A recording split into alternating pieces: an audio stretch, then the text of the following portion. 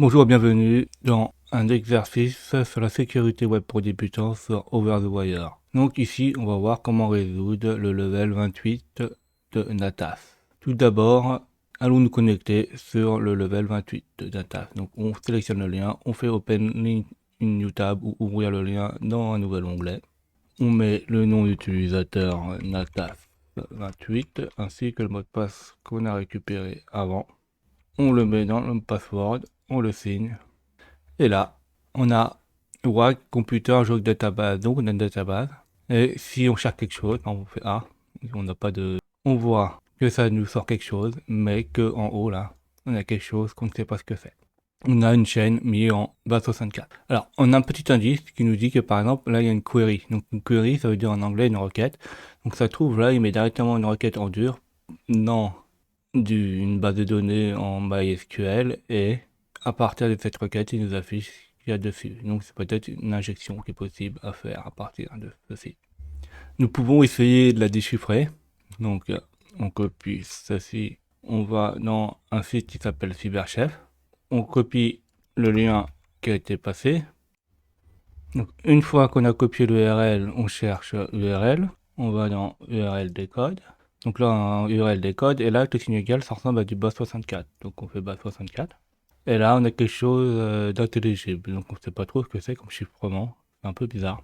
On peut mettre en hexadécimal pour voir à quoi ça ressemble en hexadécimal. Donc on fait ax, on fait hex, et là, on va chiffrer ça en hex. Et là, on a des symboles, mais on ne sait pas trop vraiment à quoi ça correspond. Par contre, là, on peut revenir en arrière, et on peut voir qu'en fait, là, la recherche, c'est quelque chose qui a été envoyé par une méthode post. Si on regarde dans le code source, on voit dans action, là, ça a été mis par une méthode post qui est avec une variable qui s'appelle query. On l'avait bien vu tout à l'heure qu'on avait va search. Donc là, on voit qu'en fait, là, il a envoyé avec un point d'interrogation et le query, là, c'est bien par cette méthode-là qu'il envoie les informations. Donc, qu'est-ce qu'on peut faire? Donc, qu'est-ce qu'on peut faire? Eh bien, on peut faire un script qui se connecte sur le site et on peut lui faire une requête, se connecter dessus et lui faire un fuzzing. Donc, en fait, lui injecter des caractères aléatoires ou pas et voir comment ça réagit et par rapport à la réaction de la requête ou de la réponse, on peut essayer de deviner ce qui passe. Donc ici, qu'est-ce qu'on va faire? On va injecter des caractères au fur et à mesure, par exemple plusieurs caractères au fur et à mesure, et voir ce qui se passe, et s'il y a des changements, etc. ou pas. Et à partir de ceci, on pourra voir si deviner quel type de protocole de chiffrement le programme utilise. Donc là, on va l'envoyer dans la méthode query, plusieurs lettres d'affilée, la même lettre A, et ça va être A, plusieurs lettres. À chaque fois, à chaque boucle, on va rajouter des lettres jusqu'à ce que ça soit inférieur à 16 lettres. Donc on va s'arrêter à une quinzaine de lettres. Et on va afficher le nombre de caractères et afficher le chiffrement. Et à partir de ceci, on va voir s'il y a des modifications ou pas, ou des choses qui sont un peu bizarres. Donc faisons ceci. Donc le premier s'appelle Python, s'appelle injection. Donc c'est du Python, injection et un point Python. Et regardons ce qui se passe. Alors ici, on voit déjà quelque chose de super intéressant. C'est qu'on voit qu'on a un début de chaîne, là, même en base 64, où ça ne varie pas. Donc là, jusqu'à P, là, ça ne varie pas. Et par contre, le reste, là, ça varie. Ça varie. Et à partir du bloc 13, il rajoute un autre bloc et un endroit où ça varie plus aussi. Donc par exemple, à partir du 9e caractère, là, pas du 10e caractère plutôt, il a rajouté un bloc qui ne varie plus ici. Donc ça veut dire que c'est sûrement un chiffrement qui fonctionne par bloc. Donc il y a plusieurs chiffrements comme ça qui fonctionnent par bloc, dont l'AES en ECB. Donc ceci, ça peut être une vulnérabilité, puisqu'en fait on se dit, bon bah, on arrive à changer le nombre de caractères, il y a un morceau qui ne change pas, donc ça se trouve dans la requête, il y a quelque chose qui ne change pas, qui est envoyé dans la requête. Et là, on a que mis, par exemple, 0 caractère jusqu'à 15 caractères qui sont 1. Maintenant, nous allons faire la même chose, mais en prenant une chaîne fixe, mais en faisant modifier le dernier caractère. Donc, on fait le même script, sauf que là, on va pas rajouter de caractère à la fin, comme on a fait là, parce que là, on avait rajouté en faisant sample plus égal à, ça rajoutait un A à chaque fois. Dans le deuxième, on fait pas ça, on rajoute pas. Mais on va juste faire varier un caractère en plus qui va être modifié. Donc ça sera tout qui sera en ASCII lowercase, donc de A à Z en minuscule. Et on va voir comment ça se comporte, hein. C'est là que c'est envoyé, hein, en faisant for charset, in charset. Donc ça c'est tout la longueur de la chaîne qui contient tous les caractères. Et là on fait varier à chaque fois le sample, donc là l'échantillon, plus le X. Et là on va voir qu'est-ce qui se passe si on fait bouger un seul caractère. Faisons ceci pour voir ce qui se passe. Et là on voit quelque chose d'encore plus intéressant. Donc on reconnaît déjà que c'est 9 caractères avec 9 chars là. On reconnaît qu'à la fin c'est exactement la même. Donc c'est le MA jusqu'à Z. Et il y a le début de la chaîne là jusqu'à P majuscule ici là, qui ne change pas. Et tu as la fin de la chaîne jusqu'à O là, qui ne change pas. Donc ça veut dire en fait que il y a sûrement le début de la requête qui est toujours la même et la fin de la requête qui est pas la même et un espèce de bloc fixe. Donc là, ce qui bouge, hein, ça serait dû aux variations du caractère qu'on a mis. Donc la variation se ferait d'ici jusqu'à... Alors là, on a un autre souci. C'est que là, je vous ai montré en base 64, mais pourrait peut-être mieux en hexadécimal. Parce que une base 64 va remplacer une chaîne par un autre, mais on n'aura pas forcément le bon nombre. Donc on va voir combien mesure et combien mesure les chaînes en base 64, les chaînes en base hexadécimale, voir combien ils bougent, etc. Et qu'est-ce qu'on peut faire avec. Donc on a une injection qui fait exactement la même chose, hein, injection de hex. Donc il fait exactement la même chose, sauf que la différence, il va pas afficher ça en base 64, mais il va afficher ceci en hexadécimal. Et on va faire varier une lettre et on va voir combien ça change ou pas, et on pourra essayer de déduire quel est le type de chiffrement qui est utilisé. Donc faisons ceci. Donc là on voit que le début qui bouge pas, c'est juste à là. Donc voyons combien il fait en longueur. Donc pour faire ceci, on peut utiliser Python. Faire Python, utilise en ligne de commande, donc c'est. Donc là, pour savoir la longueur, on fait print -c en Python.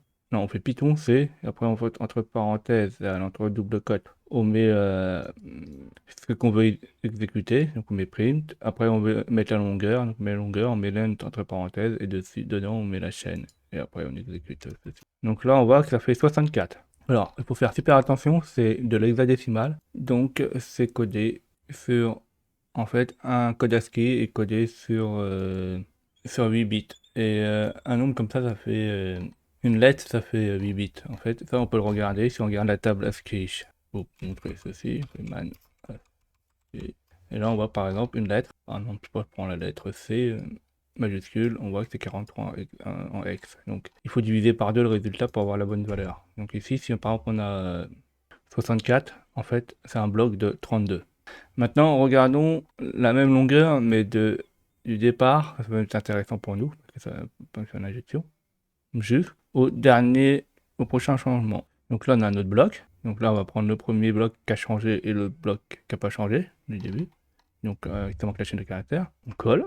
Et on regarde. Et là, on a 96. Alors, 96 aussi, c'est plusieurs blocs. Donc en fait là on dit bah c'est 32, 96 ça fait 48, 48 on peut diviser par 16 et en fait c'est modulo de 16. Donc ça fait sûrement des blocs de 16. Bah, pour vérifier ça, on va voir le dernier bloc, combien il fait en total. Donc le dernier bloc, il va de là à là. On fait copier et on colle. Et là on a 64, donc on divise par 32, par 2 ça fait 32. Et on a deux blocs de 16. Donc on est sûrement en AES ECB en fait.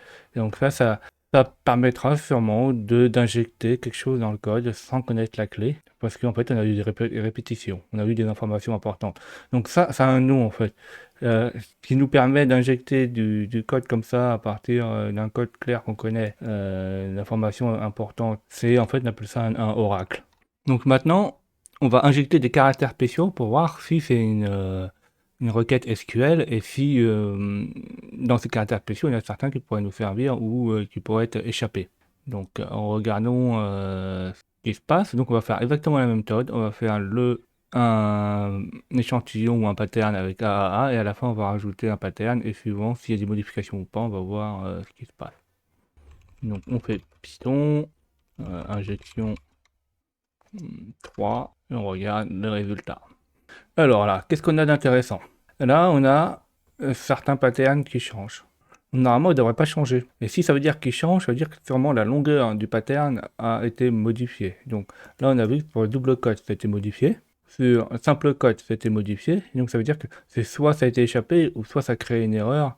Il y a quelque chose qui s'est créé d'anormal. Donc en fait, c'est sûrement ces codes-là qui permettent de nous faire une injection. Et il y en a une autre.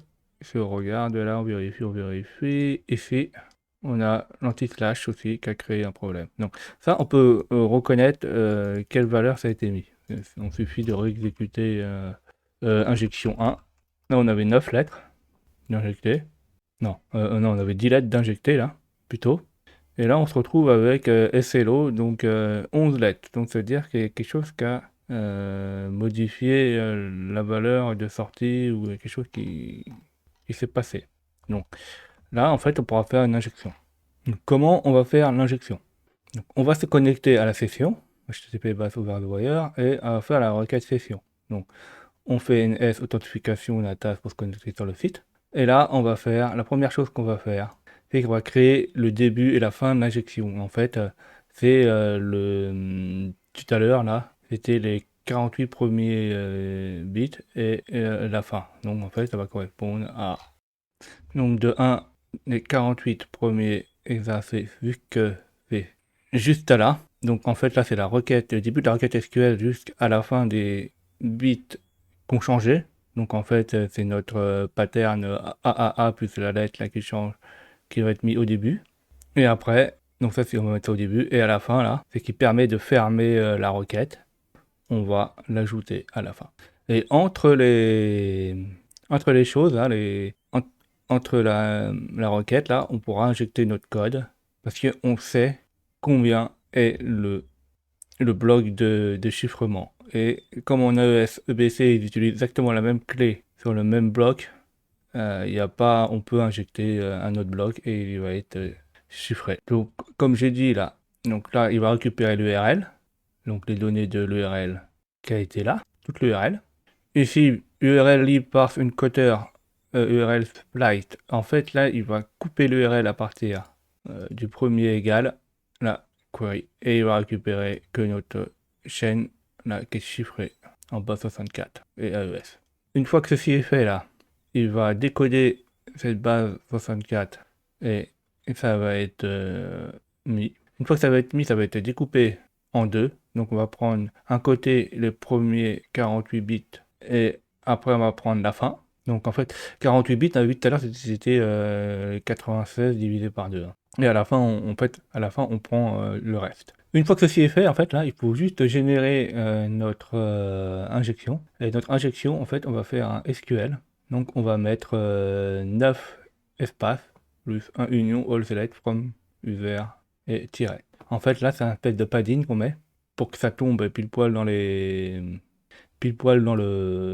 blocs de chiffrement. Et après, là, on met la vraie injection, donc le union. Donc, en fait, on va fusionner la table et on va sélectionner tous les mots de passe depuis l'utilisateur. Et ça va en fait permettre de cracher le mot de passe. Et à la fin, on va bien mettre un dièse pour commenter le reste de la requête pour pas qu'elle soit prise en compte. Une fois que ceci est fait, on crée une variable data. Donc elle va être on va passer la variable query. Donc c'est bien la variable query qui est ici. Et on va faire égal. Et la injection qu'on a mis dedans. Une fois que ceci est fait, on va faire un post URL data data, donc ça on va l'envoyer. Et une fois envoyé, on va récupérer l'URL et on va récupérer que la valeur injectée. Donc là, ça sera la nouvelle valeur là qu'on a injectée, on va la récupérer. On va la décoder et on va récupérer la partie qui nous intéresse. Donc ici, on va calculer la taille de notre bloc. Donc en fait, comme on a dit tout à l'heure, c'est un modulo de 16. Donc en fait, on enlève déjà le SQL-10. Donc parce qu'en fait, au départ, on a déjà mis un bloc de 10, qui est ici. Et après, tant qu'on passe le nombre de un modulo de 16, là, on rajoute un bloc en fait. Que tant qu'on n'est pas... on n'arrive pas à tout caser dans un modulo de 16, en fait, ça va déborder et ça va échouer. Donc en fait là, il faut avoir assez de blocs chiffrés pour que tout l'exploit fonctionne dedans, faut qu'il soit mis dedans. Et là, ça nous rajoute, ça nous met le nombre de blocs divisé par 16. Donc ça, en fait, c'est on fait une conversion en entier. Et comme ça, on trouve le nombre de blocs qu'il faut. Donc là, on refait le bloc. Donc on refait l'injection, donc la finalité. Donc en premier, on met le header. Plus on rajoute l'exploit à la bonne position. Donc position 48 plus on met le nombre de blocs fois le n bloc pour que ça soit pile poil au bon endroit. Et à la fin, on met le footer. Là, j'ai mis des informations de débugage pour vous expliquer. Là, il y a l'injection. Et une fois que tout l'URL est mis, une fois que toute l'injection malveillante est mise, on l'injecte et on récupère la réponse qui trouve le mot de passe. Donc exécutons ça. Donc on fait un Python, exploit, et regardons ce qui s'est passé. Alors au début, on a le footer header en base 64 qui permet de forger le début et la fin de la chaîne, qui est là.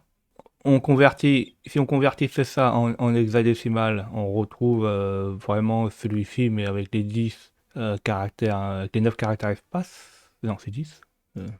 Donc les 10 caractères espace en hexadécimal. Là, on découpe à partir des premiers 48 caractères en hexadécimal. Et là, après, là, 48 plutôt, là, on découpe le header à partir des 48 premiers hexadécimales. Là, on rajoute la fin dans le footer. On crafte l'exploit qui est là. Et une fois que l'exploit est crafté, on rajoute le header devant l'exploit et on rajoute le footer après l'exploit. Et une fois que tout est assemblé, l'injection complète en hexadécimal ressemble à ça. Alors une fois qu'elle est dans l'injection hexadécimale, là, il faut l'encoder en base 64 pour être injecté. Et une fois que c'est injecté, on a l'exploit et là on a le code source de notre réponse. Et la réponse là, c'est le mot de passe utilisateur. Alors, qu'est-ce que ça nous a appris ici? Ça nous a appris comment fonctionne le AES en EBC. Il peut avoir des vulnérabilités, on ne peut pas faire une confiance aveugle au chiffrement, à certains chiffrements ou même à beaucoup de chiffrements. Il faut bien lire la documentation, bien comprendre leurs faiblesses et éviter de mettre en pratique ces faiblesses. Ça peut même être très compliqué parce que des fois les documentations ne sont pas simples. Donc on a vu ici que par exemple, c'était un problème d'entropie. On a pu répéter certains blocs et les blocs en fait ils étaient tous certains blocs étaient les mêmes. Si on mettait exactement la même chose dedans, on pourrait récupérer les blocs et deviner quelle partie du bloc contient quelle partie de code et on pouvait exploiter certaines parties du code pour produire une injection sans connaître la clé. Donc là c'est vraiment réutiliser du code chiffré pour créer une injection sans connaître la clé. Mais ça permet aussi de trouver la clé plus facilement, ce genre d'exploitation aussi. J'espère que vous avez appris beaucoup de choses. N'hésitez pas à mettre des pouces bleus, à mettre des commentaires et à vous abonner.